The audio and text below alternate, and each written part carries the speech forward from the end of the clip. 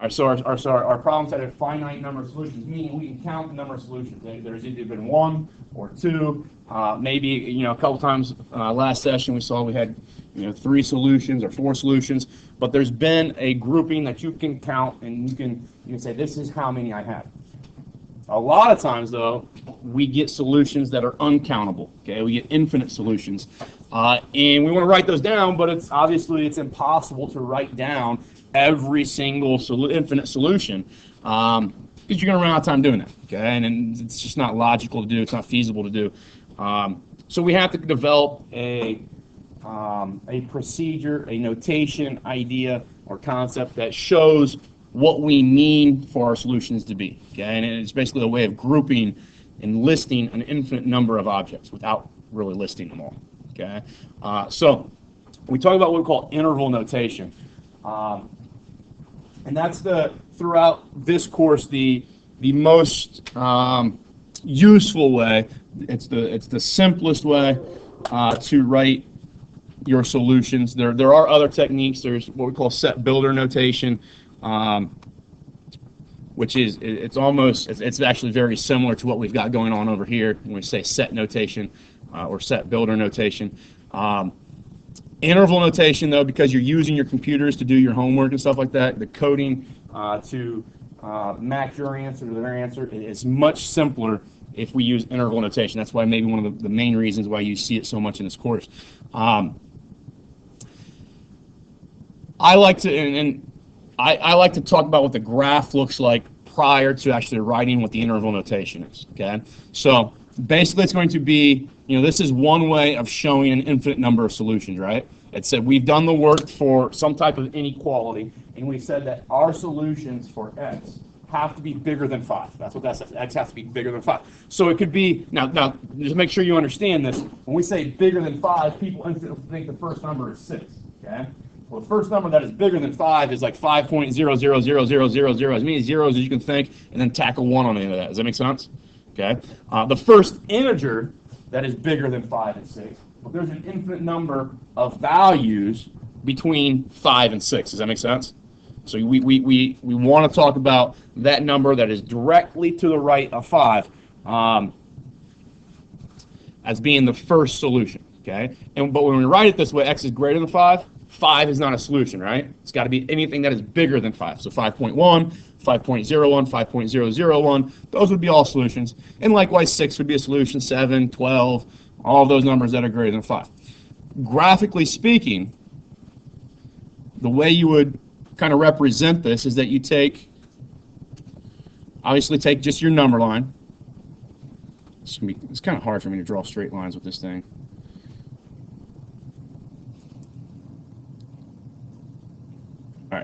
So we take our number line and we find 5 on it. So it doesn't matter. Obviously, maybe 5 is right there. Okay? And we want our solutions to be the numbers that are bigger than 5, right? So on our number line, those are the numbers to the right of 5. So there's 2 ways that we generally do this. One way is to put an open dot on 5. And you can do it on the number line. Okay? I usually do it above the number line. So I put an open dot above there, and then I'm just going to shade to the right there. And it just simply says that, visually speaking, my solutions are the blue values that I've highlighted, and those are all the numbers to the right of 5. Does that make sense? So 5, 5.1, 5.2, 5.001, all those numbers to the right are solutions. And that's a visual way of showing an infinite number of solutions. Okay? So we use, in some situations, an open dot. Okay? The open dot tells us that 5 is not included. Okay? We exclude or we kick out 5 from our solutions. Okay? Another way of doing this, instead of using, and I like this way actually better than using the open dot, but most people from like an Algebra 1 class or Algebra 2 have maybe been introduced to the open dot concept. I like to use a parenthesis instead of an open dot. So just let me redraw this. We could have it drawn this way, parenthesis at 5, and then we're going to shade again that direction. Okay? And you'll see here in a moment why I like to use the parentheses. Okay? because that's the number line, that's the graph of our solutions. Now what we want to do is we want to put this thing in interval notation, okay? And basically interval notation is going to be, you're going to have two values. You have a starting value and you have an ending value for your solutions, okay? And you write them just like you would read them left to right on a number line. So when I graph these solutions, what was the first number that I came to that is blue here? The first number would be 5, right?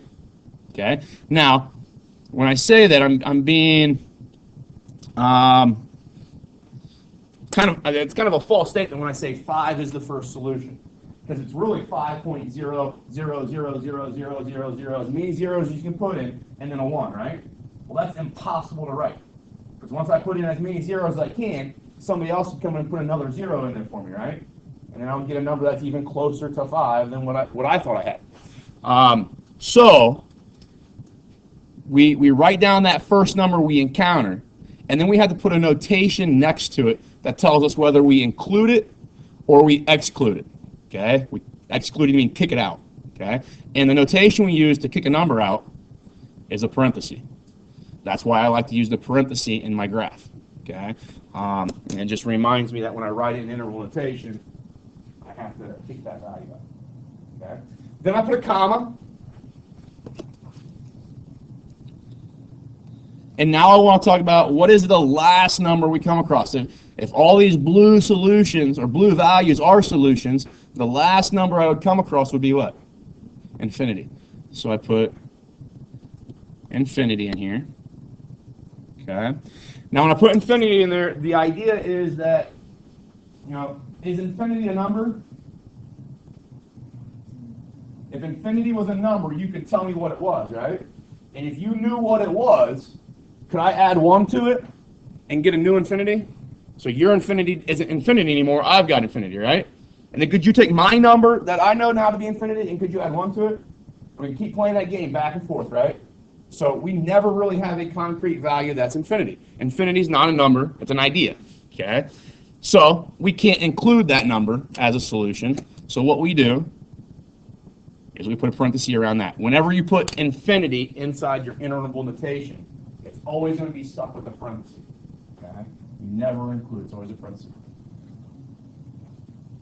All right, so what this should mimic, okay, it looks like an ordered pair, right?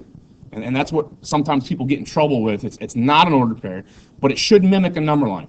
And when we read number lines, we read them left to right.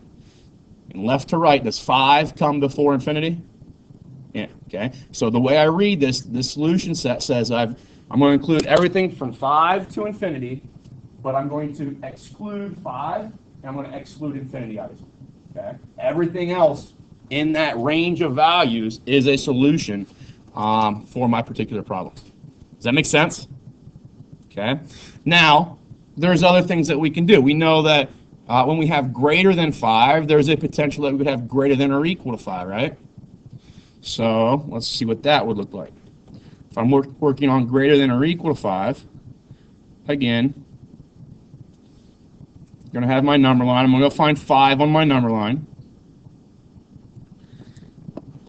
All right, now going back to the dot notation, if I want open dot meant that we exclude that value, so closing the dot off and then drawing an arrow basically to the right is going to say you're going to include 5 now, and then all the numbers that are to the right of 5. Is that doable? Now, in a similar fashion to using a parenthesis here, an open dot is a parenthesis. A closed dot, I don't know what is the deal with this eraser. Sometimes it works, sometimes it doesn't. All right. A closed dot, we're going to equate with a square bracket. Okay. And if you draw that square bracket in, it's going to help you realize how you write your interval notation when you're including that value. Okay. So again, writing my notation with my numerical parts, the first number I come across that's identifying my solutions would be 5. The last number I come across would be infinity. Obviously, infinity is going to have a parenthesis with it. and 5 is going to have that square bracket stuff to it. And that square bracket tells me that 5 can be part of my answer scheme. Okay? So you see the difference there between these two things. Okay? One of them says you're going to take everything from 5 to infinity, but you kick out 5. The red one says you're taking everything from 5 to infinity, and you're keeping 5. Okay? So if you think about the number of objects that are in it, there's an infinite number of objects into both those sets, right? An infinite number of solutions. But this one, this red one, incorporates one more solution than what this one does, right? This one incorporates 5. This one does not incorporate 5. Does that kind of make sense? Okay. Might be a good idea somewhere to, because you might see the textbook flip back and forth between closed dots and open dots and parentheses and square brackets. I'm not sure which technique XYZ uses, so you might want to write somewhere like a closed dot is equal to a parenthesis. Okay, and obviously the parenthesis could be the other direction as well, and a closed dot equates to a square bracket. So you can kind of jockey back and forth between those two things as you need to. Now when I look at the third situation here, it says x is less than 5. All right.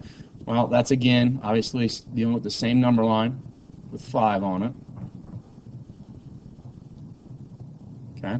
But less than 5 would now be the things to the left, right? Things that are smaller than 5. So the way we approach that is, these values over here all the way up to 5, put a parenthesis there. So you see how I changed the direction of the parenthesis. The parenthesis should maybe always open up to the shaded solutions. And that then graphically is representing all the numbers from negative infinity up to 5. Does that make sense? And those would be all the values that are less than 5. Now this is where most people will get a little struggle with taking the graphical image and transferring it down to the interval notation. But if you can remember that you always write your interval notation left to right, okay, and your left number should always be smaller than your right number. And what I mean by smaller, I mean further to the left on the number line. Okay. So as I read this thing left to right, the first number I would come across would be negative infinity. Does that make sense? So I'm coming across, I'm reading this red shaded values, get to negative infinity, and what would be the last value then that I've got shaded in here? Or what would be the last value that I write down here? I get to 5, don't I? Okay. Now I got to decide whether I use parentheses or brackets. Okay. Infinity, whether it's positive or negative, is always going to have a parenthesis. Okay. But now I get to 5, and I look over here, and it said it had to be less than 5, meaning that it cannot be 5, right? And that's why I use this parenthesis, or if you want to use an open dot, it would have been an open dot there. But now you put a parenthesis around 5. And what that means then is that obviously you have solutions like negative infinity, maybe negative 100, negative 1 million, negative whatever, okay? All the way up to 0, and then 1, and then 2. But your last answer that you're going to include in those solutions is 4.9999999, as many nines as you can say. Does that make sense? You can butt yourself up as close as possible to 5, but not be 5. Is that doable? All right. And that idea of, I really want to write 4.9 forever on there. But once I get tired of writing 9s, and I think that's the answer, somebody else can grab my pencil and put a 9 in, and now they've got something closer to 5 that should have been an answer that I included as well, right?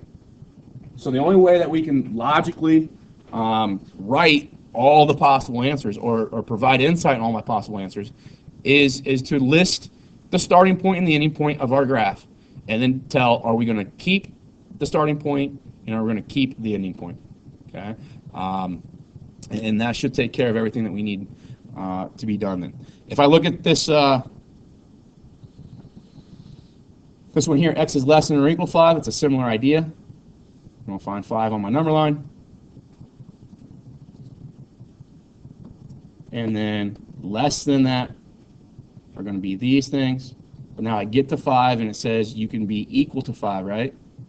So I should have, it's terrible, should have a square bracket there, or a, if you want to use dots, it'd be a closed dot. So now, writing down what that looks like, it'd be the similar idea. I'm going to start at negative infinity. I'm going to go up to 5. But now, because I can be equal to 5, I'm going to put that notation. I'm going to put that square bracket that tells me I'm allowed to use 5 as an answer. Is it okay? All right. Now, these bottom two, they are, and we'll talk about these eventually, but these are referred to as intersections or and statements. And it basically says, if I read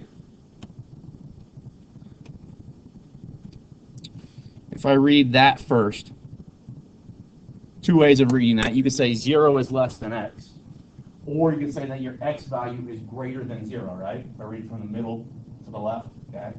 So we're saying x has got to be bigger than 0, and this is saying x has got to be less than or equal to 5, right? So you have two conditions that have to be met there. X has to be greater than 0, and it has to be less than or equal to 5. So how do we interpret that graphically?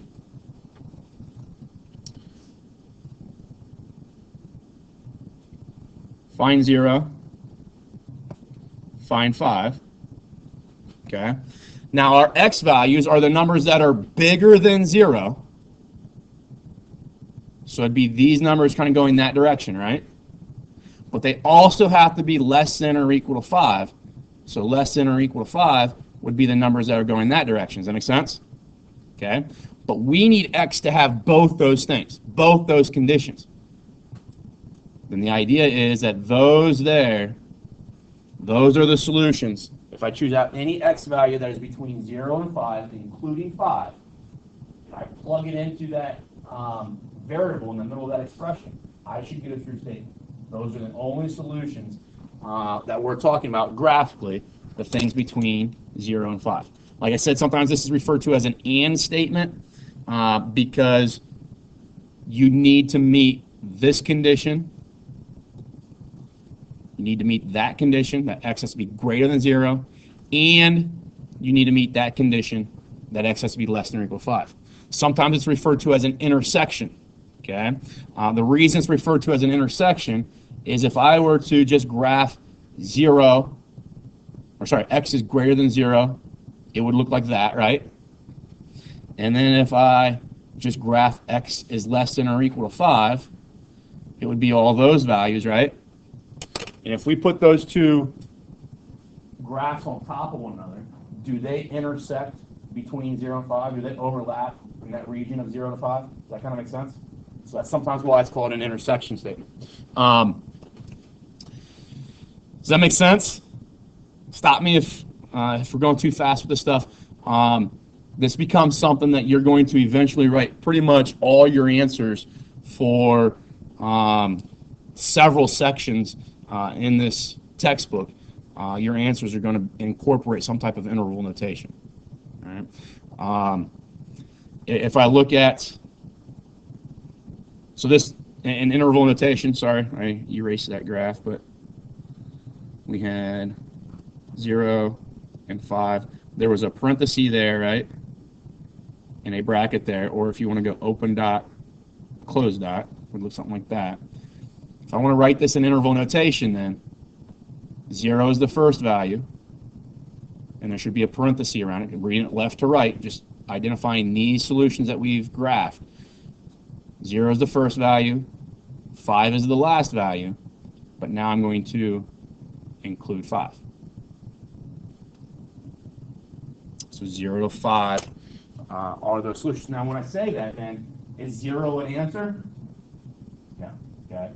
The first number to the right of 0 should be an answer. Okay, so, and this is the reason. Why is 0 not an answer? If I put 0 into this thing right here, it would look like this. It would say 0 is less than 0 is less than or equal to 5. This is true, right? Would you guys agree that 0 is less than or equal to 5? But is this true? Is 0 less than 0? No, they're the same. Okay. Now, if I put this here, if I just change it a little bit by putting an equal sign there, then I could include 0, and I could say that is part of my answer, because this would be a true statement. 0 is less than or equal to 0. That makes sense? All right. And when we see this last one here, again, it's the same concept. If I've got my number line, x now has to be bigger than or equal to 0 and less than 5. So if we've got 0 and 5, x is bigger than or equal to 0. So again, it's going to be those values there. X has to be less than 5. So it's going to be a parenthesis in those values that way.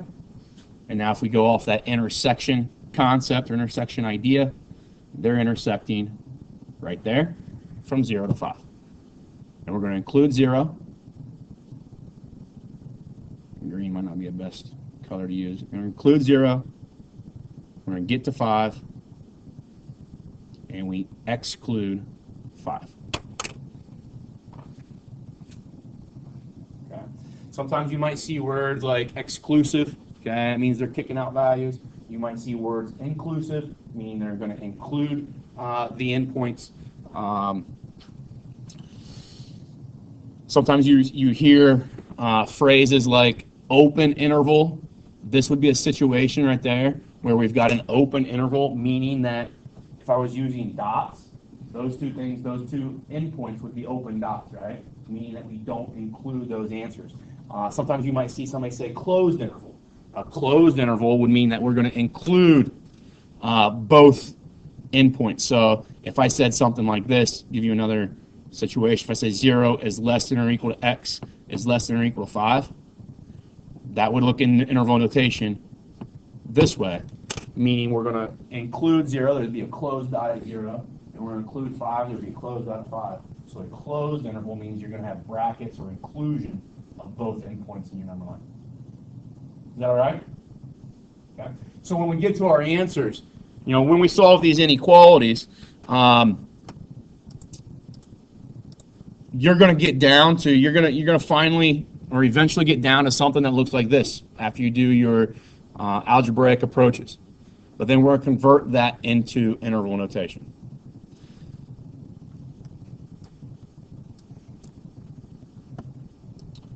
All right, so when we deal with linear inequalities, everything is the same as it was when you solve linear equations.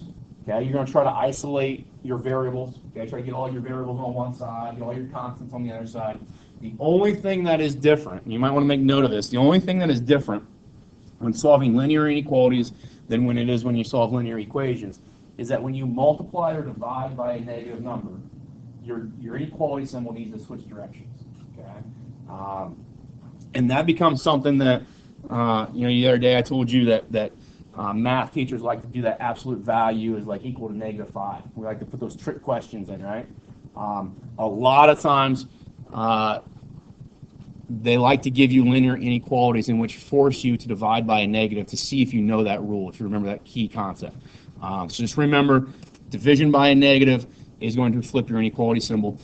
There are times that maybe you can avoid that just by kind of foreshadowing and saying, okay, where should I move my variable? Should I move them all to the right-hand side so I don't have to divide by a negative, or should I move them all to the left-hand side so I don't have to divide by a negative?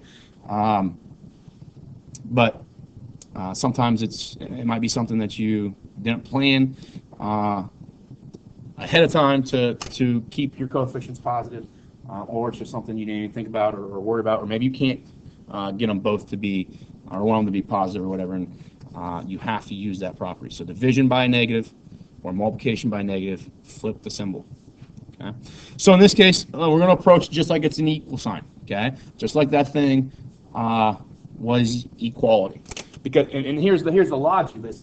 Numerically, when speaking with lines, if I can find out where two lines intersect, where they're equal, then I should know where they're unequal, right? If I can find the one spot where two lines intersect and they're equal, everywhere else they're unequal. All right, but then we just want to kind of decide, okay, how are they unequal? Which one's bigger, which one's smaller? And that's really when you talk about inequalities in general, whether they be linear or nonlinear. If you can find where they're equal, then by default, you know exactly where they're unequal. It's everywhere else. And then you just got to decide which one's above the other one, which one's below the other one. And I'll show you maybe graphically what I'm talking about here after we do this example. If I go negative 4x minus 1, I'm just going to do what we did with linear equations. We would distribute that, right? Get negative 4x plus 4. We've got our plus 2 there. We're going to have our greater than symbol. I'm going to just go ahead and combine these. So 3x minus 4x would give me a negative x. And then I've got my minus 1. All right, so just doing a little bit of, a couple maybe steps together at once. So you're going on the left-hand side, combine like terms on the right-hand side. I still have some stuff on the left-hand side I can combine, right? The 4 and the 2, that could become 6. So I get negative 4x plus 6 is greater than negative x minus 1. The more comfortable you get with solving your equations, the more steps you can kind of maybe wrap up together at the same time. Now I'm just kind of thinking ahead here. If I were to add x to both sides, that would give me negative 3x, right? And eventually when I want to isolate that variable and take that negative 3x and make it a positive 1x through division, I'd be dividing by a negative and I would have to flip the inequality symbol. Okay? If I think ahead and say I don't want to have to do that, I don't want to deal with that, I could add 4x to both sides, right? So now if I add 4x to both sides, it gives me a 3x here minus 1, this symbol, and then I get 6, right? So that's going to maybe eliminate me having to flip the symbol or run into that issue, or maybe at some point in time I forget that rule. It is avoidable. I'll add 1 to both sides, just like any other equation. I get 7. It's greater than 3x. If 7 is greater than 3x, I'm going to divide both sides by 3. I get 7/3 is greater than x. Okay? 7/3 is greater than x. Now, most of the time, and I'm a person that does this, I don't know if it was just because of the way when I was taught in my previous years, if I solve an equation and I get my equation to be 3 equals x, I'm just a person that's always going to, just by default, I always rewrite this way. I use a symmetric property that allows me to basically flip-flop that thing, right? So if you do the same thing, or you can do the same thing with inequalities, but it's a little bit different because an equation, it's a two-way street, right?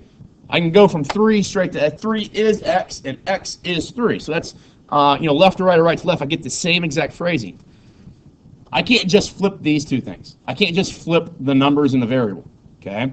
I have to rewrite this. If I want to flip it, I'm going to write x first. I'm going to write 7/3 second. But now this inequality symbol, okay, is opening up to the 7/3, right? So when I rewrite it this way with x first, I have to open up to that 7/3 still. Okay? Does that make sense? I didn't flip the inequality or the symbol. I flipped the whole phrase. Is that all right?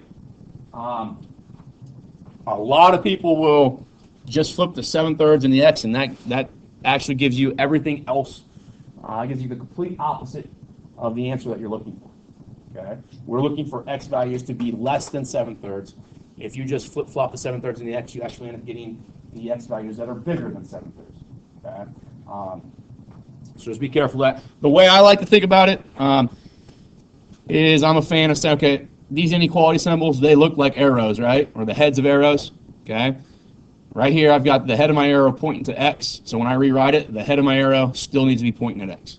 Okay? Just the way that I associate those results, what they mean to me. Now, I'm a person that, like I said as well, when I come up with a solution in inequality, the first thing I'm going to do is just a quick sketch of what that graph looks like. Okay? So it says x has to be less than 7/3. So I'm going to find 7/3 on my number line. I can put it anywhere. Okay? But now if x has got to be less than 7/3, it's got to be numbers in which direction of 7/3? To the left or to the right? To the left. So I'm going to shade to the left. Okay? And now I've got that graphical image in mind, and I go about trying to read that left to right. Well, if I read that left to right, what would be the first number you encounter on the left-hand side as you read this thing. So this number line goes on forever that direction, right? And that's what we're showing here with this arrow. So what is this first number all the way over here that you would encounter? Negative infinity. Okay? And as I read my solutions, the next value that I know, or the final value that I know that becomes part of my solutions, would be 7/3, right? So now I've got the starting point and the ending point for my interval notation. We never include infinity. And now this 7/3, because there's no equality here, we exclude 7/3. And that's what they're looking for when they say, write your answer in interval notation. Okay? I'm a person initially, when teaching this and when doing them on my own, I like to write, obviously the algebra is going to give you this every time, something like this. Okay? I like to draw the picture so I can visualize, do I have the right grouping, do I have the right solutions? Okay? And then that picture, if you read it left to right, defaults down to this. And this should mimic a number line. Okay? You should be able to read this left to right. This number here should be a number that is further to the left than that number, right? So this number here will never be positive, and that one be negative. Does that make sense to everybody? This could be negative, that could be negative, this could be positive, that could be positive, but this one will never be positive, and that one be negative, because then you've got it backwards. Okay. Now, if, let's say I go through this process and at this stage right here, when I move the 4x over, let's say I would have added just x to both sides. So I do a little bit of different algebra. Add x there, add x there. I get negative 3x plus 6 would be greater than negative 1, right? I subtract 6 from both sides. I get negative 3x is greater than negative 7, right? Now, if I divide by negative 3, I get x. And over here, I'll get 7/3, right? We already know our solution should be that thing, right? We've already done this one way, and I know that x should be less than 7/3. Well, if I don't flip this inequality symbol, I get x to be greater than 7/3, right? So then maybe that's the logic, or maybe that explains to you why, when you divide by a negative, you need to change the direction of the inequality symbol. Okay? Otherwise, you're going to get the complete opposite answers that you want. So, for instance, we want if 7/3 is there, we want what? Those solutions. Okay? If I didn't flip the inequality sign, I would get those solutions. I would get all the things that are not answers. Does that make sense? Okay. So that's one of the uses of interval notation. Okay. Interval notation a lot easier to read and write and reproduce than what a graph is. Okay. If I'm a publisher or an author for a textbook, I would much rather be able to, in text, write this than have to do like a clip art and show that picture of those solutions. Okay, so that's why they use that. If we go down to this one, so a lot of times your inequalities, they're going to mimic things that we've already seen with other types of equations. So other types of equations, we've seen something like this, where we've had x plus 5 over 4 minus x minus 4 over 7 equals 114. Well, if you remember with questions like that, this is basically a rational inequality. When you have things like this, you want to try to get rid of those denominators, right? And the way we get rid of those denominators is multiply by a LCD, right? Okay. What would be my least common denominator? And what I mean by that, what is the smallest number that I can make each one of these numbers grow to through multiplication?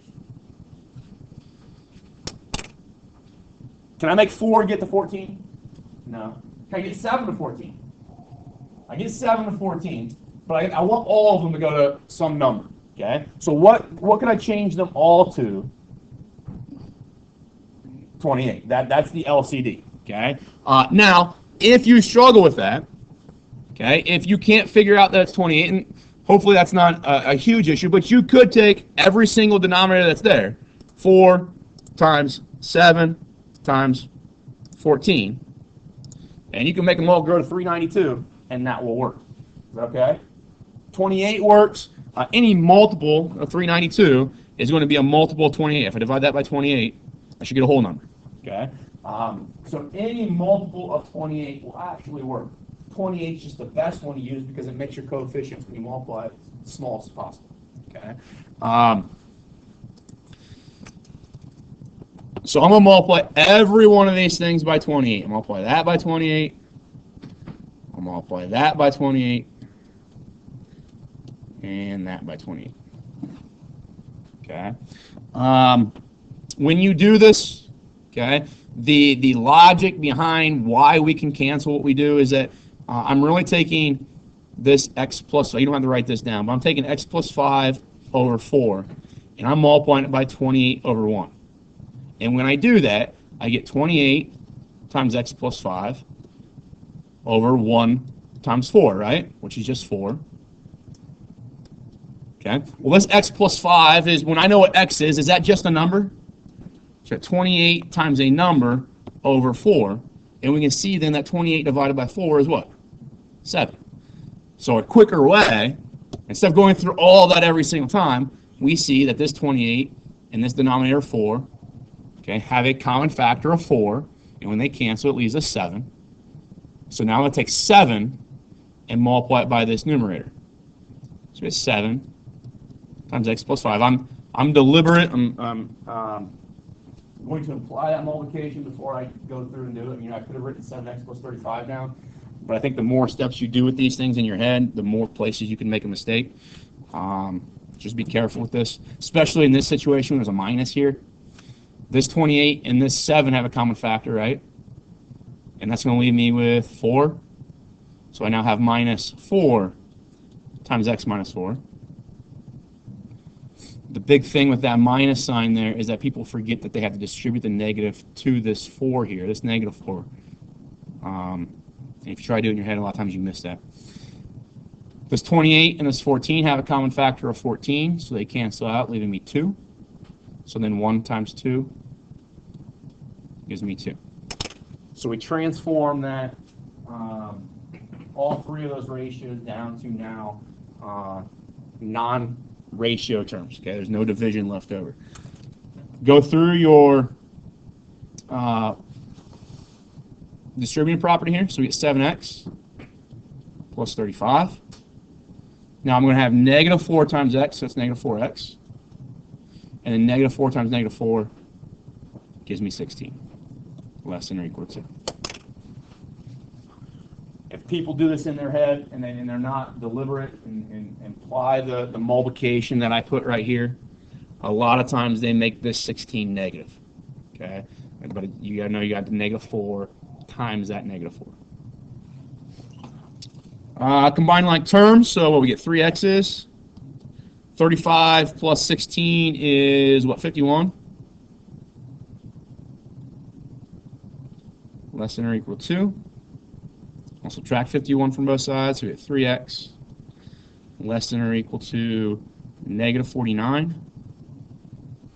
And now x has got to be less than or equal to negative 49 thirds. That doesn't simplify any, okay?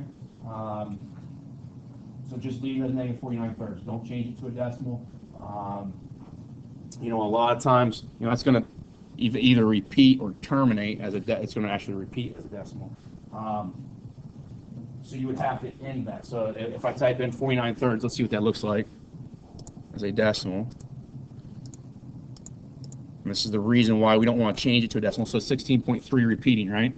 If I talk about this graphically, it would be negative 49 thirds would be right there. And I want values that are less than or equal to it. So when I graph it, it would be those numbers, right?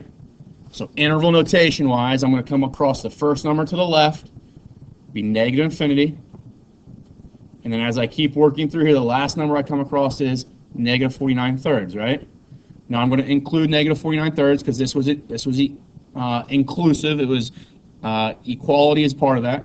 So I'll put a bracket there. Okay. The reason I don't want you to write this as negative infinity, comma, negative 16.33333. At some point you've got to cut that 3 off, right? You gotta You know, a lot of times you'll put the, you know, the line above it or whatever. Okay. Well, if I do that, or if I just go negative 16.333, okay, kind of show you what I mean by this using this graph. If I show you the solutions, now it's going to look kind of differently than what we would do on a normal number line, but if I say x is less than negative 49 thirds, okay, so this is going to shade in all these values that are less than negative 49 thirds, right? Well, if I also then type in x is less than negative 16.333, okay, it gives me those solutions. Now I'm going to change the color of this. So I get the red solutions and the blue solutions. And looking at it from this viewpoint, it looks like they're the same thing, right? But when I zoom in, we start to see eventually that these two lines are not the same thing, right? And if I write negative 16.333 and I terminate it at that 3, I've actually incorporated an infinite number of answers that really shouldn't be included. Does that make sense? So the best thing is to leave it as negative 49 thirds, because that's going to be the exact amount of answers that you're looking for. Is that all right with everybody?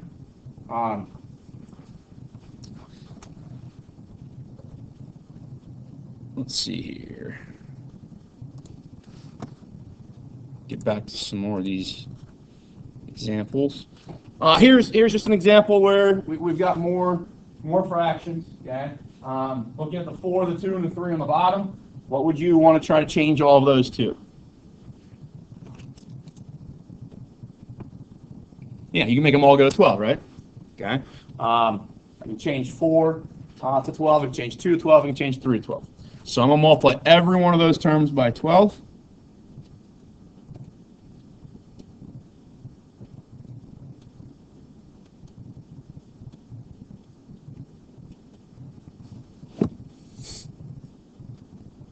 So now this 12 and that 4 have a common factor of 4, leaving me 3. So I'll take my 3 times my negative 1x, so I get negative 3x. Got my less than symbol. Take my 12 and this 2, they've got a common factor, leaving me with 6. So I'll take negative 1 times my 6 and get negative 6. And 12 and 3, got a common factor of 3, leaving me 4. So I'll take my 4 times my 2, and get positive 8x.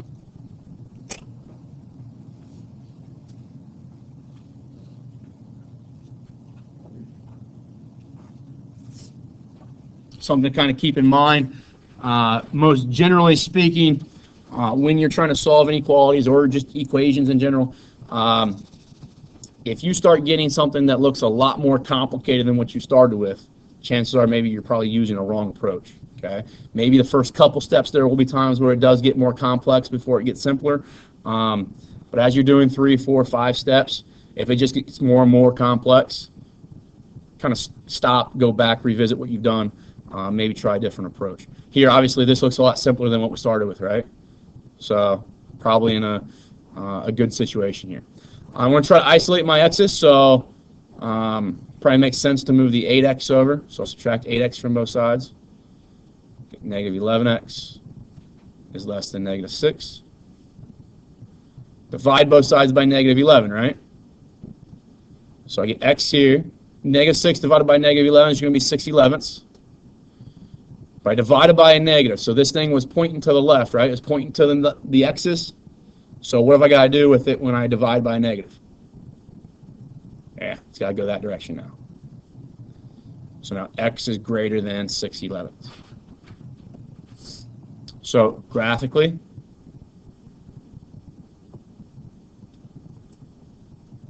maybe 6/11 is right there. I want my x values, my solutions, to be numbers that are bigger than 6/11. X is larger or x is greater than 6/11. So it's going to be those things there. And if I can write it as a number line, then reading left to right, 6/11 is my first value. The last value I would come across would be infinity, right? exclude 6/11, exclude infinity, and that's what they're looking for interval notation. And what that tells us, guys, is that there's an infinite number of solutions. There's an infinite number of things out of that list of numbers that we can plug back into the original inequality and get a true statement. If you remember back to equations, when they're equations, there's a finite number of solutions that I could plug back into the original thing to get true statements. Okay? Here, it's an infinite number of things. Okay? So 6/11 is pretty close to a half, right? Okay, or 0.5. Let's say, a number that would be to the right of 6/11 would be 1, right? So inside this list of numbers, I should have 1 as a solution. Okay? So I'm going to take 1. I'm going to come up here, and I'm going to see if it makes sense with the information that I have here, with the original inequality. So if I put 1 in for x, negative -1/4 times 1 is less than negative 1/2 plus 2/3 times 1. Well, when I evaluate that stuff, I get negative 1/4 is less than, now this is going to be negative 1/2 plus 2/3, so I need a common denominator there. So my common denominator is going to be a 6, so this would be negative 3/6, and this would be 4/6. Okay, and now I get negative 1/4 less than 1/6, right? Does that make sense? Is negative 1/4 less than positive 1/6? Yeah, that's a true statement. Oh, that's not T. That's a true statement. Okay. Now it looks like an F. Come on. There we go. It's a true statement because it was a value, an input value, an X value that was out of this list. Okay, if I try 1, it gives me that phrase. If I were to try 2, or if I try 4, let's use 12, because 12 was that common denominator. It makes things a little bit easier here. 12 would be in that list, wouldn't it? In this list of values, 12's inside there. So if I plug in 12 here, I get negative 1/4 times 12 is negative 3, negative 1/2, and then 2/3 times 12, okay, gives me 8, right? So I'll add 8 to that. So I get negative 3. Is that less than 7.5? Yeah. So all those numbers in there are going to give me some type of true statement like this. Okay? It won't give me the exact same numbers, but it will always give me a number on the left-hand side that is less than the number on the right-hand side. Okay? If I choose a number that's outside there. Okay, so think about this. 0 is not a solution, right? You guys agree with that? Plug 0 in here. If I plug 0 in there, that thing goes to 0. And then I'm left with negative 1/2 plus that thing goes to 0. Is 0 less than negative 1/2? No, that's a false statement, right? And that's why we didn't include 0 as part of our solutions. All right? So all these values over here are going to make this number bigger than that number, and that's a problem. That gives us a false statement. Is that all right with everybody?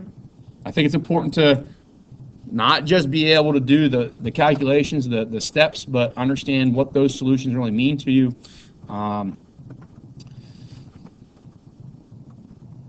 When we deal with compound inequalities, okay? Compound inequalities, think about what compound words are, right?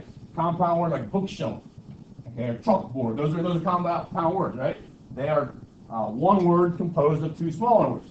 So a compound inequality is an inequality composed of two smaller inequalities, okay? And we've got two types. We've got what we call and or, okay? Or intersection. And is the math word for the and statement is an intersection. Okay, so let's write this. The and statement refers to, like I said, intersection. Okay. The or word refers to as a union. Okay. But you have those two types of compound inequalities. Okay. The intersection is simply where they overlap. Okay. So graphically speaking, let's say that I have something that looks like 0 is less than x and x is less than 4. Okay? If I were to graph that thing, we've got 0 is less than x, so maybe 0 is there. It's got to be less than x, so what we're saying then is that we're looking at those solutions. I read it left to right, but you could also read it right. You can say x is greater than 0, right? If I say x is greater than 0, maybe it's a little bit more obvious that we're talking about those numbers to the right of 0. It says then and x is less than 4. Well, x is less than 4. 4 is there. X would be that direction. Okay, they're all small. The numbers that are smaller than 4 or less than 4. The word intersection or the word and tells us that your solutions have to have both those conditions. Okay, so your solutions need to meet both conditions provided in your intersection. Okay, so our solutions here would be 0 to 4, right? Does that make sense? It's the overlap, okay? And that's another way of thinking about that word intersection. If I were to take those two, the blue line, the blue curve from 0 to infinity, and the red one from negative infinity to 4, and I draw them on top of one another, they're going to overlap simply between 0 and 4. That's what we're looking for in an intersection, okay? Now, a lot of times, and you'll see maybe an example down here in a moment that uses this phrasing. Okay, I think the last example in this section actually gives you two inequalities with the word and. But if I think about this, what we can do is I can take that, and I can take that, and I can put the x's on top of one another, and now I get 0 is less than x is less than 4, and that's usually the way that we write intersection statements. Okay, you put the sometimes called a between statement as well. X is now between 0 and 4, right? Does that make sense? Okay. If we talk about intersections, so like I said, that means you have an and statement. You have to meet two conditions, two requirements. If I have an or statement, what that's or what's looking at there is I say x is less than 0 or x is greater than 4. If I graph those two things,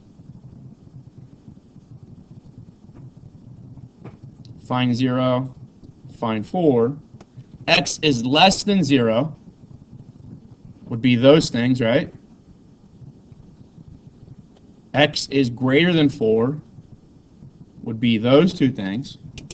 And when I say or, when I put or between, okay, that means that my solutions could come from the blue stuff, or my solutions could come from the black stuff. Does that make sense? You only have to, when it says or, you only have to meet one of the conditions. Your x value, your solution, only has to meet either this condition over here or that condition there. All right. Now, when we write our answers, you don't get to choose which one we want. Okay. When we write these answers, if I want to write an interval notation, this solution, we write negative infinity to 0. Okay. And then we write x being 4, so we go 4 to infinity. All right. Now we want to tell everybody that our solutions come from this list, or they can come from that list. And the way we do that is we put this little u in between. Okay, it's a type of set notation, but that u stands for the word union. Okay, basically meaning that our solutions are things that come from all the values that are listed here, or could come from all the values that are listed here. Is that doable? Okay. So that's kind of the difference between and or. And if you see in this example here, you see now that we've got two inequality symbols, right? When you write an and statement, the general procedure is that your inequality symbols are always going to be pointing to the left. Okay, now sometimes, every once in a while, textbooks and authors, and I've seen a lot more taking graduate level courses that they start to get cute and they flip-flop these. But generally speaking, every time that you see one, they're both going to be pointing to the left. Okay, and this number here should be chronological in regards to that number there. Is negative 2 smaller than 15? Yeah. Okay. It's not mathematically appropriate by the the way we've decided to write things as a math community, to really flip those things around and mess with them. They should always be pointing to the left in an intersection statement. And the idea is that we should be able to look at, and you can do it this way if you want to, we can look at that as simply kind of one problem. I can say -2 is less than 2x plus 3. You can then put the word "and" in, and now you can look at that as one problem, and you can say 2x plus 3 is less than or equal to 15. Okay? Nothing wrong with doing it that way. You get the same answers using that approach is what we use in maybe the more conventional condition, more, I guess, used approach. And usually the approach that we come up with, or that we use when we have an "and" statement like this, is that we treat it just like an equation. We try to isolate our variable, okay? And right now our variable is in the middle, right? So we'll get that thing all by itself in the middle. And the way I get that 2x to be by itself is I would subtract 3, right? Well, if this was an equation, you would subtract 3 from both sides, right? But since it's an "and" statement, you really have 3 parts here. You can subtract 3 from all 3 parts.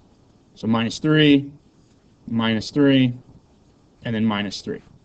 And the logic of being able to do that is because if I were to break them up into 2 separate inequalities down here, would you subtract 3 from both sides here?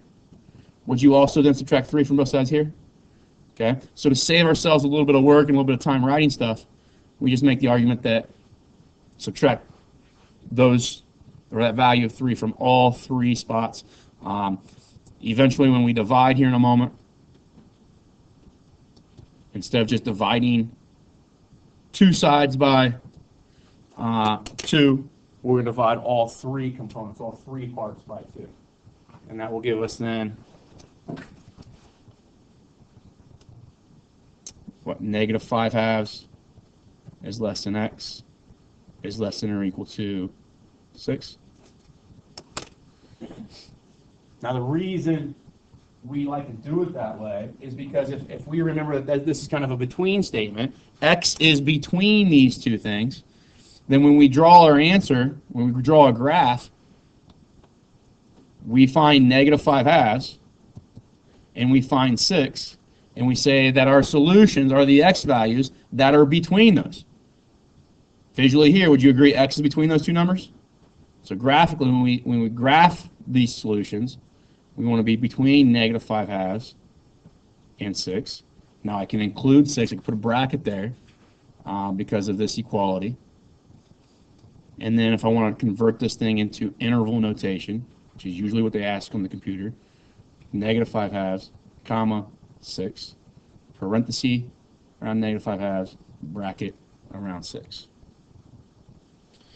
If you were to take and individually look at those 2 equations and solve them by themselves, so if I had -2 is less than 2x plus 3, write the word "and" then I have 2x plus 3 less than or equal to 15. Subtract 3 from both sides, I get -5 is less than 2x. Divide both sides by 2, I get -5/2 is less than x. I like to flip that, so I get x to be greater than -5/2. And I come over here and do the same thing, subtract 3 from both sides, I get 2x is less than 12, x is less than 6. So then I say x is less than 6. And if I were to graph these then, -5/2, so x is greater than -5/2 would be all that stuff, right? X is less than or equal to 6 would be all that stuff. And because of that word "and," we look at where they intersect, right? And where they intersect is between -5/2 and 6. So there's more. I think there's more work. If you break it up, I think there's more work, more writing. Might be a little bit more obvious what your solutions are. But if you use this technique, it kind of form fits it down to your answer for you already. And obviously those are things that you're going to have to decide on your own. What do you feel more comfortable with? Um, you know, in the years that I've taught this, it's 50-50. Some people like to break it up as an and statement. Some people like to leave it kind of in that three-part inequality. This one with or statements, though, they're going to have that word or in it, okay? And they're going to already be broken up for you. So you just have simply two inequalities to solve here. So we'll take the 2x minus 7 is less than negative 11. Add 7 to both sides. So we get 2x is less than, negative 4. And then x will be less than negative 2. And then have the word or. And now solve this one. So I get 6x is greater than or equal to 0. Divide both sides by 6. I get x to be greater than 0. That being said, probably, and this won't always be the case, but probably 95% of the time, your picture is going to look similar to what we come up with here. You're going to find, negative 2 is there, 0 is there. X less than negative 2 would be that stuff, right? X is bigger than or equal to 0 would be that stuff there. So you're going to usually get, and I won't say it all the time because it does happen occasionally, this picture when it shows up, but you're usually going to get the red stuff and the blue stuff. There's going to be a gap in between it, right? Does that make sense, everybody? There could be, and I'll show you in a moment, maybe one of these examples will work out this way. But if I write this in interval notation, the first number I come across in this red stuff would be negative infinity, right? Keep working my way from left to right, and I'll get to negative 2. Now, because there's a parenthesis here, I'm going to keep a parenthesis. I'm going to skip all over the stuff in the middle because those are not solutions, right? So negative 1, negative 1/2, negative 2/3, those things don't work for either of these, okay? But now when I plug in 0, and I can actually use 0, okay, and things to the right of 0, so the last number I come across would be infinity. Then we say we're in a union, okay? My solution should be those things. So what that means is that to satisfy these inequalities, my numbers either have to come from this list, and if they come from this list, it's going to satisfy this condition right here. Think about a number like negative 10. Okay, if I put negative 10 in here, I get what? Negative 20 minus 7. Is that less than negative 11? So that's a true statement, right? Negative 27 is less than negative 11. If I plug negative 10 in here, I get negative 60 plus 4 greater than or equal to 4. Well, that gives me negative 56 is greater than or equal to 4. Is that true or false? That's false, right? But because it said or, I only need to meet one. I only need to make one of these true. Okay? So these things here make this one true, and these solutions here will make this one true. And because of the word or, it means I only have to satisfy one of them. So that's my list of final solutions. Does that make sense? I feel like I'm going fast. Do you guys feel the same way, or I feel like I'm going fast, but not fast enough because of the time frame that we have and things we got to cover yet, which is just crappy, I guess. And this one, okay, add 5 to both sides, so I get 3x is less than negative 5. X would be less than negative 5/3, right? Or, now subtract 2 from both sides, so I would get 5x is greater than 3. X is greater than 3/5.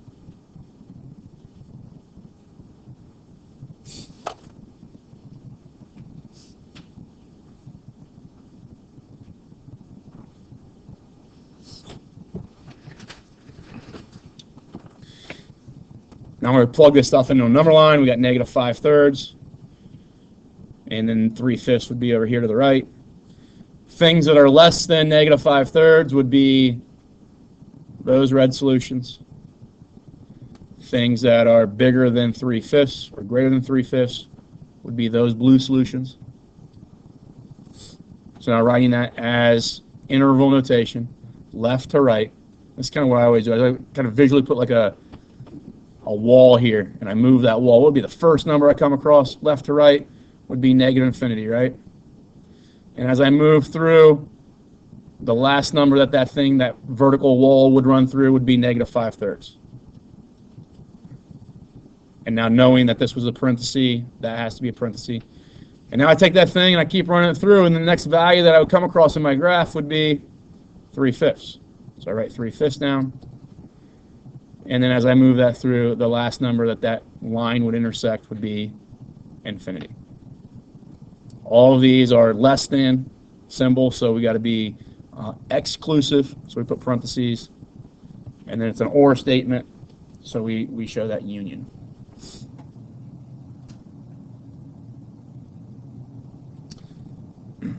This last one, I believe, is a situation where you don't necessarily, it's an or statement, but you don't get this picture. Okay? And we'll kind of talk about why as we do this one. Two approaches here. You could distribute first and then combine like terms, all that kind of stuff, move things over. But because this is just a product of two things, and this is a monomial here, what I'm going to do, I'm going to divide both sides by 2 real quick. Oh, that's not 2. And I'll get x plus 1 is less than or equal to 5/2, right? Then I'm going to divide. I go back and forth. I'll maybe do a step over here, and then jump to this one and do a step over here, because where I divide both sides by 2 there again. So it's the same step. So sometimes I do that. But you can work in just one inequality and get that all the way isolated down to one statement, and then jump to the other one. So maybe that's what I should do to stay consistent. If I take 5/2 minus 1, okay, 5/2 minus 1 is 5/2 minus 2/2, which is 3/2. Now come over here, I have, I'll get x plus 1. When I divide by 2, x plus 1 is greater than negative 3/2. And then subtract 1 from both sides, so this will give me x to be greater than negative 5/2.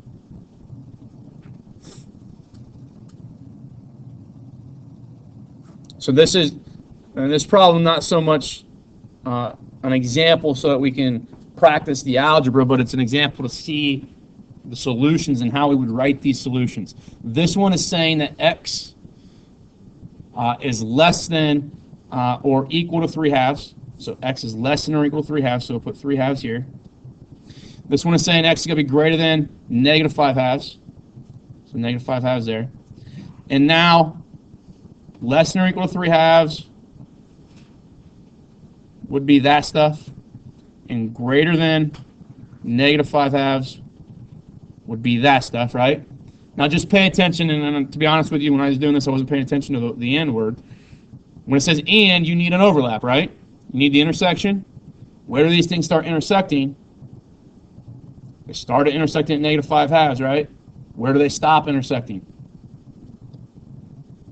3/2. Does that make sense? Okay. Another way of, use that vertical bar again. Take that bar. I know and, so I need that vertical bar to intersect both sets of numbers. Right there, we're only intersecting that top graph, so things that are less than 3/2. But right here, now I start intersecting both, right? Keep intersecting both, keep intersecting both. Right here is the last place that I intersect both. And then here is only intersecting the bottom one.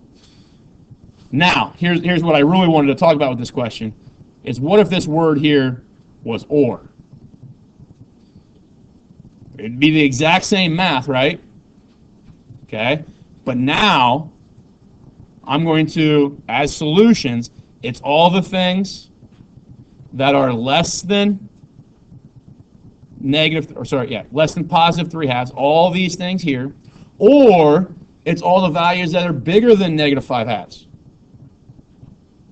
So that goes from, that list of numbers would be negative infinity to positive infinity, right? Okay. Sometimes we just write that. Okay. We say our solutions are that cursive R with the two sticks there or two legs is referred to as the real numbers. It's just the notation we use for that group of numbers. It's all the numbers that would ever work. Okay, no matter what number you ever choose for x, it's going to make one of these true. Okay, so that's the one kind of situation sometimes when you get an OR statement and you don't have kind of the two branches that kind of look like that, right? Okay, you have essentially them overlapping in all your solutions, or all your real numbers are solutions. Is that okay? It doesn't happen a lot, but it does happen. All right, so just like any other time when we get equations, we like to talk about absolute value equations, right? We get inequalities, we like to talk about absolute value inequalities. And the idea here is absolute value is still talking about distance, right? Okay, so when it says what does an absolute value inequality tells us, it tells us our, let's see here.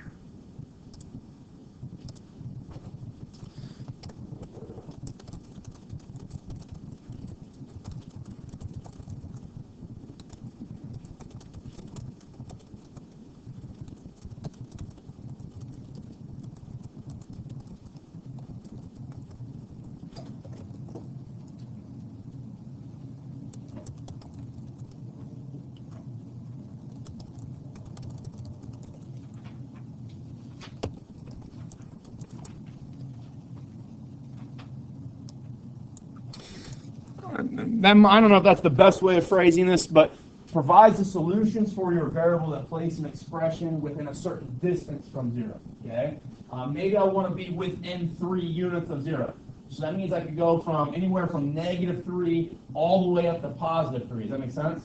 And that range of values, that grouping of values, or that set of values would all be solutions. So if I say something like this, I want x, the absolute value of x, to be less than 3. Okay?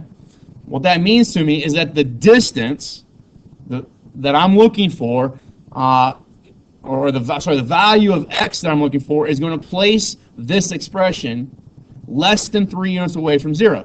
Well, less than 3 units away from 0, think about that. If 0 is right there, let's put 3 here. Let's put -3 there. Would you agree that if I put my x right there, is that less than 3 units away from 0?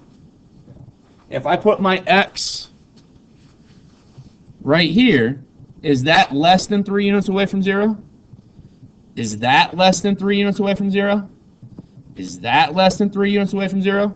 So you start to see that there's a lot of places, a lot of values that are less than 3 units away from 0, right? So that absolute value inequality there is providing essentially these answers, the numbers from -3 to +3, those x values are the solutions that would place the expression x less than 3 units away from 0. And it incorporates the idea of being on either side of 0. Now here's another one. Oh, come on. What if I said the absolute value of x is greater than 3 units? So now I want my distance. Okay, when I plug in whatever x is, I want this expression to be a distance that is greater than 3 units from 0. So if I put 0 there, I put 3 there, I put -3 there, would you agree that if x is right there, say x is at 4, will that put that expression of the absolute value of x greater than 3 units from 0? So I can also place, this x value here, this x value there, that one there. All of those, when plugged into this expression, are going to provide this thing to be more than 3 units away from 0. Well, I could do the same thing here, can't I? So when I get greater than, what we're looking for now is those solutions or those solutions, okay? Because anything in those red graphs placed into that expression of absolute value of x is going to force that absolute value of x to be greater than 3. Think about it. If I choose like negative 10, put negative 10, which would be right there. If I plug that in right here, absolute value of negative 10 greater than 3, what's the absolute value of negative 10? 10. Is 10 greater than 3? Yeah. If I plug a number like 7 in, absolute value of 7 greater than 3? Well, 7 is greater than 3, right? But if I plug a number like 0 in, absolute value of 0, right? 0? Is 0 greater than 3? No. And that's why we didn't graph 0, because it gives a false statement here. All right? So every time we talk about absolute value inequality, it's going to provide us a range of values, a set of values that are within a set distance away from 0, or maybe outside that range of that distance away from 0. So there's a procedure here that we're going to go through, and here it says describe all x values within or including that is a distance of 4 from 8. Okay, this is that idea. If I have 8 on my number line, okay, all the values within or including that is a distance of 4 from 8. That means start at 8 and work your way 4 units that way, right? So if I work 4 units that way, what would that get me to? 12. And then if I work 4 units that way, what's that going to get me to? 4. So when it says including, that means I'm going to include 4, and I'm going to include 12. That is the range of values, or the list of values that are 4 units from 8, including being 4 units away. So if I'm at 4, I'm exactly 4 units away from 8. I'm at 12, I'm exactly 4 units away from 8. But anywhere else between, I'm within that distance of 4 from 8, right? If it says describe all x values outside the distance of 4 from 8, it would be everything else, right? It'd be negative infinity up to 4, and then 12 to positive infinity, not including 4 or 12. Okay. As we do absolute value inequalities, there's 2 rules. Okay, and these 2 rules are the idea of how do I choose, or how do we determine that we want, if I go 0, 3, negative 3, and positive 3, how do I determine whether I want those solutions, the blue ones, or how do I want maybe the red ones? Because those are our options, right? Whether I'm within the distance of 3 from 0, or if I'm outside that distance of 3 from 0. This is the way we do it. And these are 2 rules that you want to write down. You want to make sure you're confident in them. You see them on the exams that Cheryl gives in the final. Promise you, gave the final to my high schoolers the other day, and a question like this was the first question. Okay, so it's very, very important that you understand this.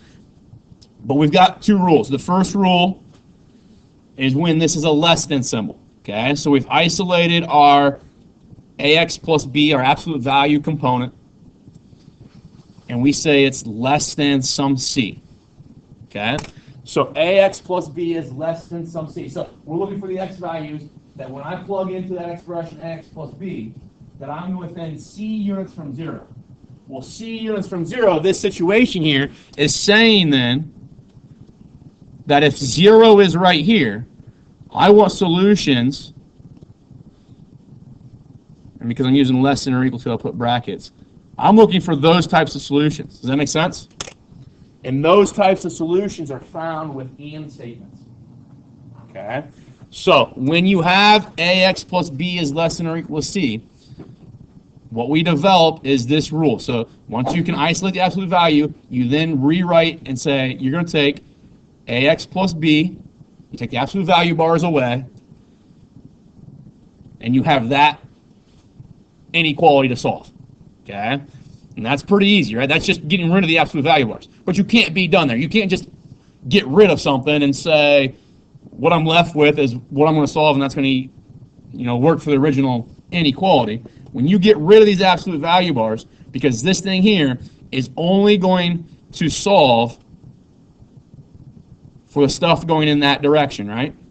We need the stuff going in that direction too.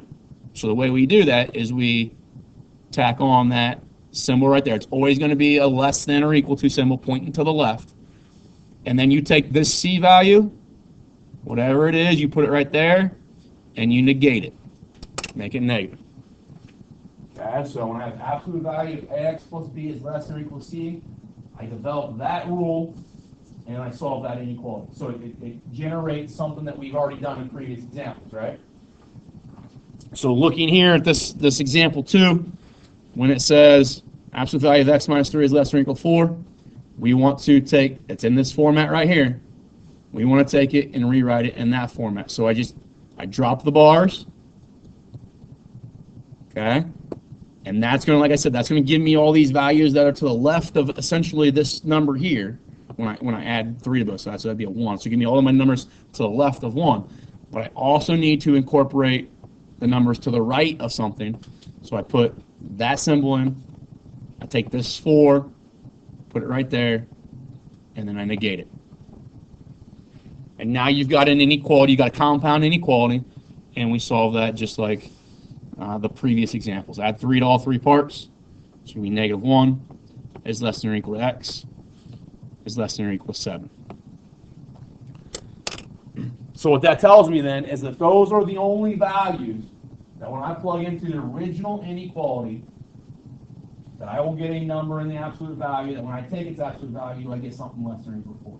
Anything outside those numbers will give me a false statement. So what I like to do, I obviously put this in interval notation, so we'll put negative 1 to 7.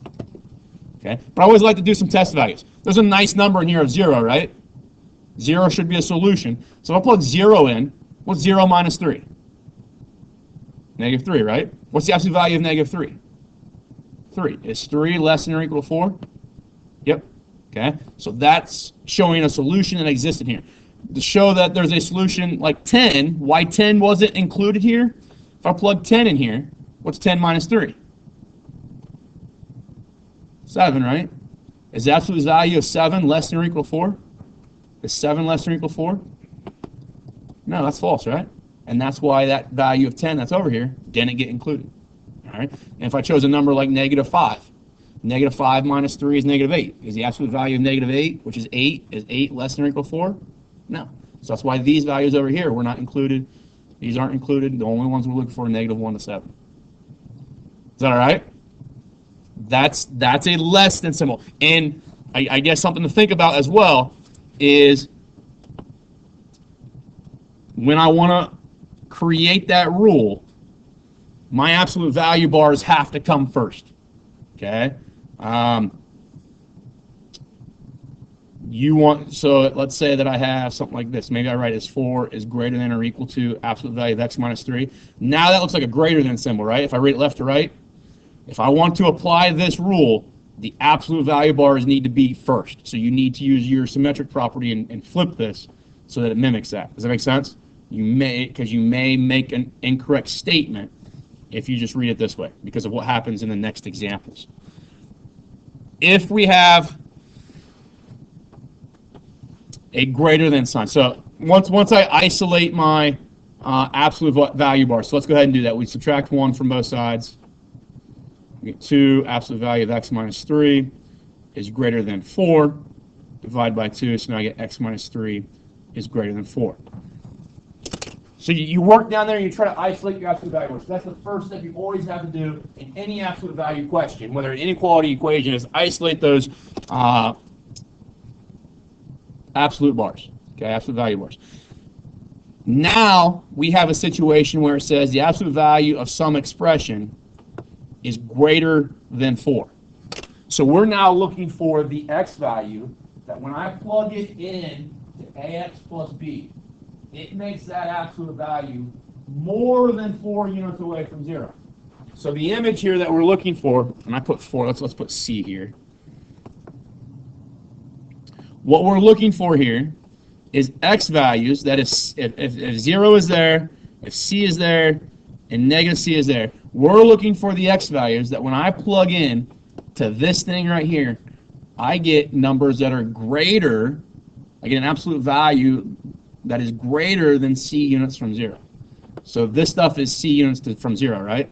So greater than that would be everything to the right of C. Or everything to the left of negative C. All right? So I want these as solutions or those as solutions. Okay? Because of that or statement, that logic that I want these or I want those, tells me that when I have a greater than argument, when it says ax plus b is greater than c, you create this equation, or this inequality, ax plus b is greater than c. You then write the word or, and then we come up with ax plus b. Okay, so this ax plus c, or sorry, ax plus b is greater than c. Get this thing back on here. 0 is there, c is there, negative c is there. Ax plus b is greater than c is going to give you those solutions. Well, what do I need to get these? I need ax plus b to be to the left, or to be less than negative c.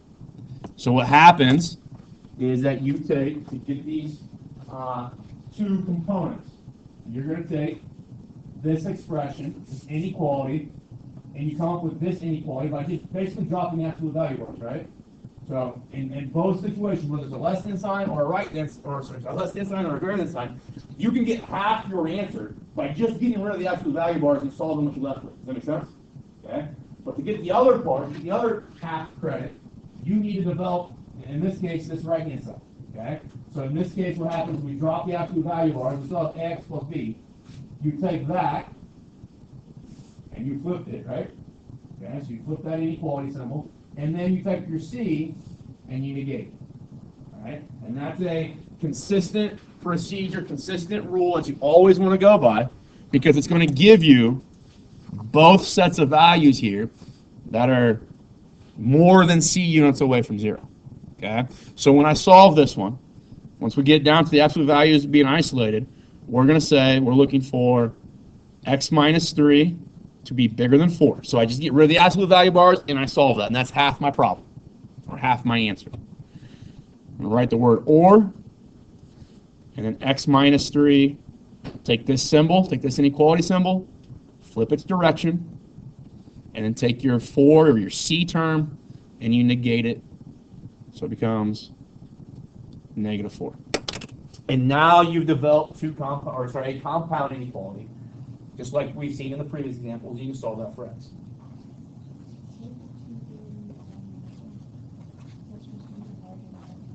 Oh, I didn't divide that 2 out. I'm an idiot. Good call. So here I subtracted that 1 and got 4 here, right? But then I just let that 2, so that should be a 2. I'm sorry. Doesn't really change much other than the 4s are all 2s. But you still approach the same way. So good recognition there. Sorry. Is that all right with everyone? All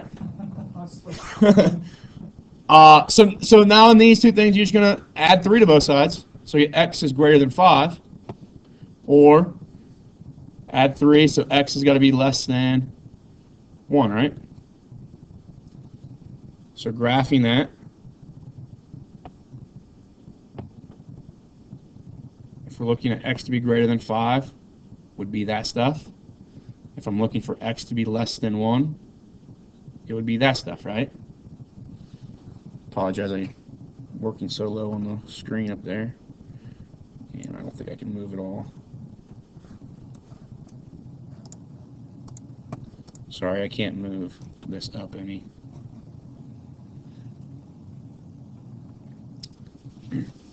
So if that's 1 right there, we're looking for these values starting all the way at the left-hand side. So if I draw that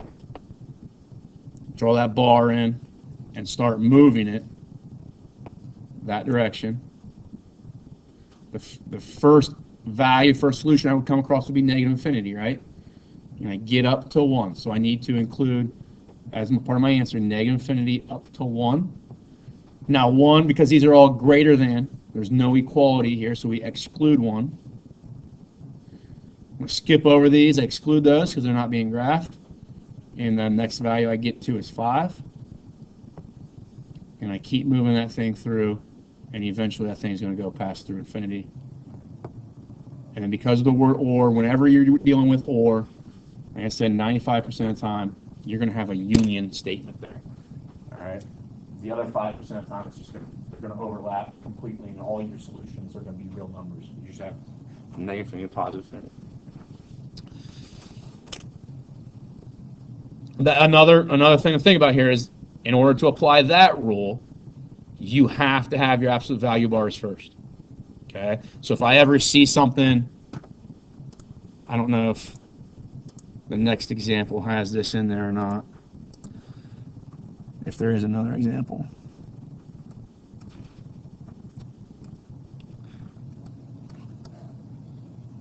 Maybe example 4 was what we're looking for. Let's say that I've got something that says like 5 is less than the absolute value of x plus 2.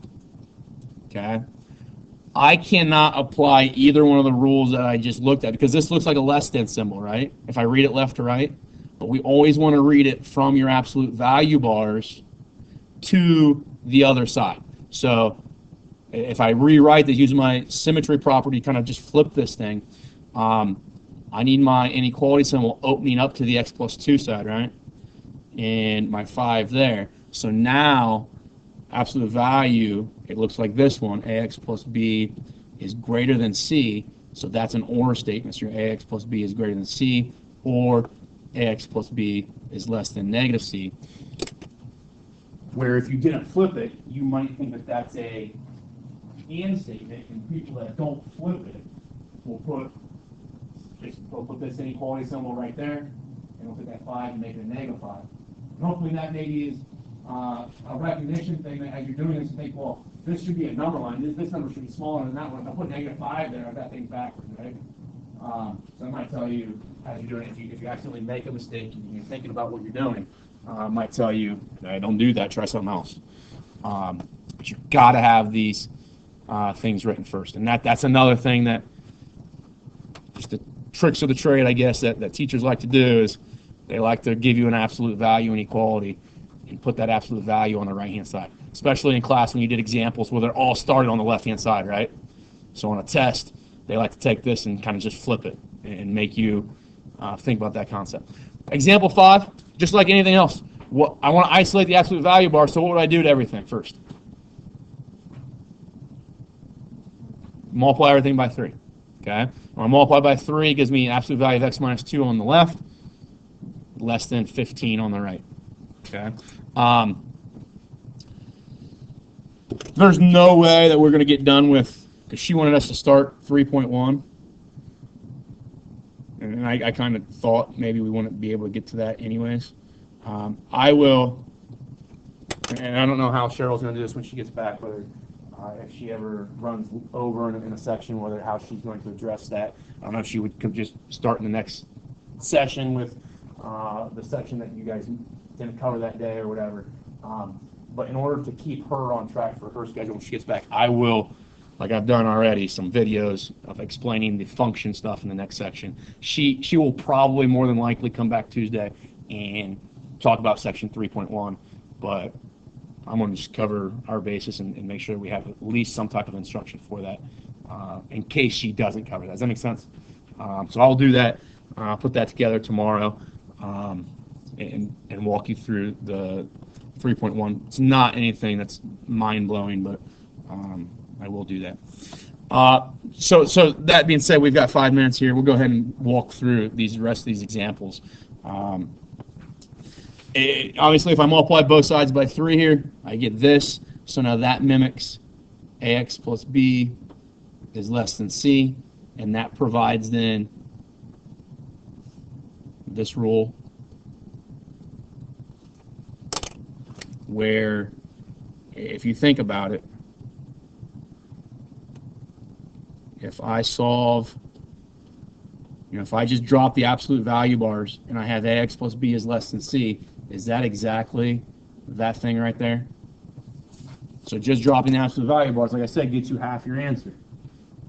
Now we have to incorporate the other part, this inclusion of ax plus b being greater than negative c to get the rest of the answers. So we're going to go x minus 2 is less than 15. That's just getting rid of the absolute value bars. And then I'm going to put that symbol. which is always going to be pointing the same direction as the first one was. And then over here I put the opposite of 15. Add 2 to all three parts. So negative 13 is less than x is less than 17. Interval notation, negative 13 to 17. If you look at that as a graph, negative 13 is here, 17 might be there, and remember, so it says x is greater than negative 13, x is greater than negative 13, all those things. This is saying x has to be less than 17. That's all those things, okay? Because x is between those, we say negative 3 is less than x and x is less than 17. So we're looking for the overlap, looking for the intersection, and that's why we got that as a final solution for interval notation. Is that okay? All right, so if you remember last session when we talked about absolute value equations, there was a case where we wrote something like, if I have absolute value of 5x, and I say, when is that equal to negative 10? Well, can absolute, whatever x is going to be a number, so this thing is going to be a number. So whenever I take the absolute value of a number, can that ever be negative 10? No. So the same thing happens kind of down here, okay? When we start dealing with this one here, okay, and actually, she doesn't really have the special case that I'm talking about. So let's do one more. Let's say that I've got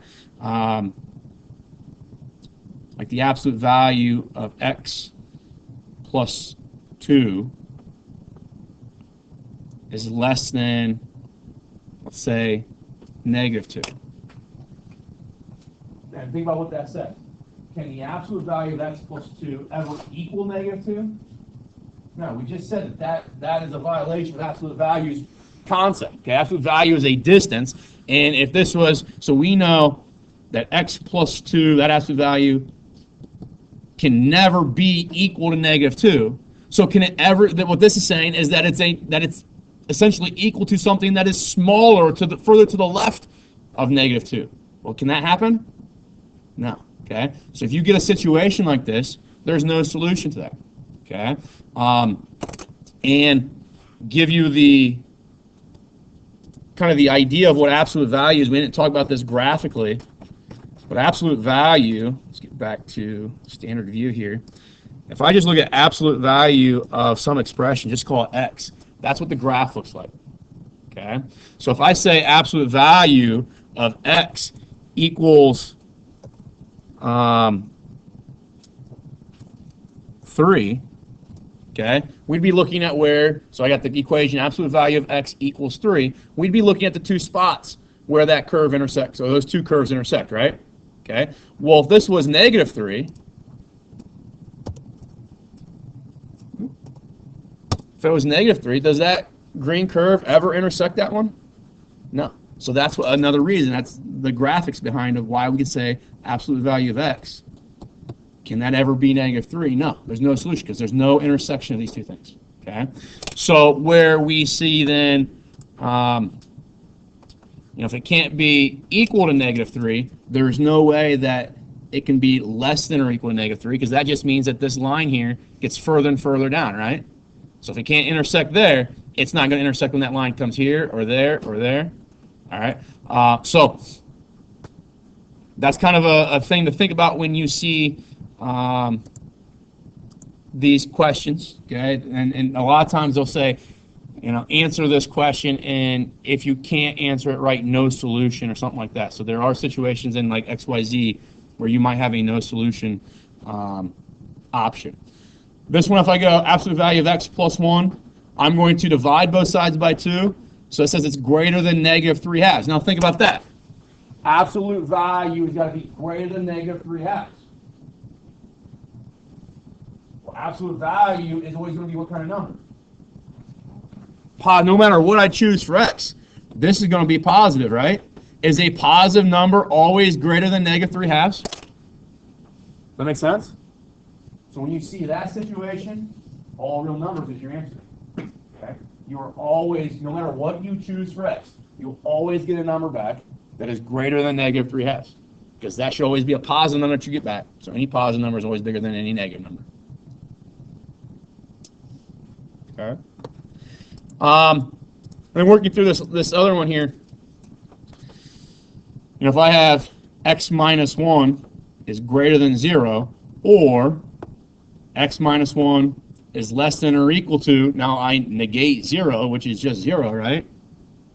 This is saying that x has got to be bigger than or equal to 1, or x has got to be less than or equal to 1, right? Well, what numbers are bigger than or equal to 1 or less than or equal to 1? Sure. 1 is in there, but if I graph this, if 1 is right there, greater than or equal to 1 would be that stuff, right? Less than or equal to 1 would be that stuff, right? What would I be shading in there? Yes, negative infinity to infinity. Okay. Absolute value has to be 0 or a positive number, right? And that's what this is saying. If you take the absolute value of something, it has to be greater than or equal to 0. Well, all numbers for x, no matter what number you plug in, will either give you 0 here, or it'll give you a number that when you take the absolute value of it is bigger than 0. Okay. So those are some special cases that you might come around to. Really, the negative one's the one you got to think about. These two special cases, I think, if you didn't recognize them right away, and you went through and you applied the rules, I didn't have to recognize that that's a special case. When I graph it, I've graphed from negative infinity to 1, and then union 1 to infinity. Well, that's everything. That's all my real numbers. So I think you can maybe blindly approach that one and still get the solution that you would get if you memorize that as a special case, or you recognize it as a special case. Like I said, I will post also